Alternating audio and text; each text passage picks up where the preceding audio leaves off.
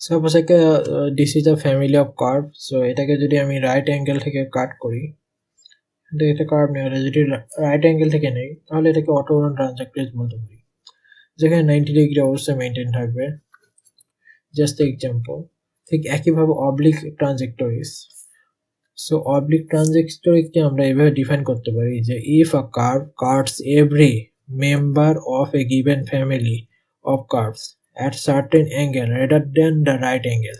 ওটা অন্য যে কোনো অ্যাঙ্গেল থেকে কাটুক, রাইট অ্যাঙ্গেল থেকে যদি না কাটে, দেন ইট কল্ড অবলিক ট্রানজেক্টরিজ। এখানে 90 ডিগ্রি অবশ্যই মেনটেন হবে না, সাপোজ এটা এই অ্যাঙ্গেল থেকে কাটতে পারে, এই অ্যাঙ্গেল থেকে কাটতে পারে, বাট রাইট অ্যাঙ্গেল থেকে যদি না কাটে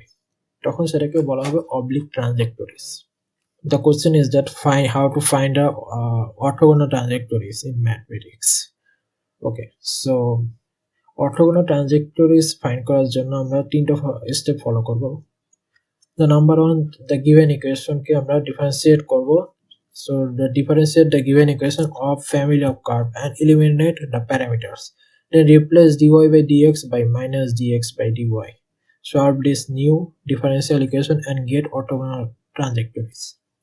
সো সিম্পল যে ইকুয়েশনটা দেওয়া থাকবে আমরা সেটাকে ডিফারেন্সিয়েট করবো at first, then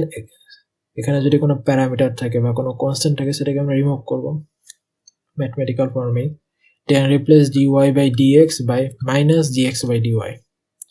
then solve this new differential equation, and অবশ্যই আমরা নিউ একটা ডিফারেন্সিয়াল ইকুয়েশন পাবো, অ্যান্ড এটাকে আমরা ডিফারেন্সিয়েট করবো বা ইন্টিগ্রেশন করবো, এভাবে আমরা সলভ করবো, দেন আমরা অর্থোগোনাল ট্রানজেক্টরিজ পাবো।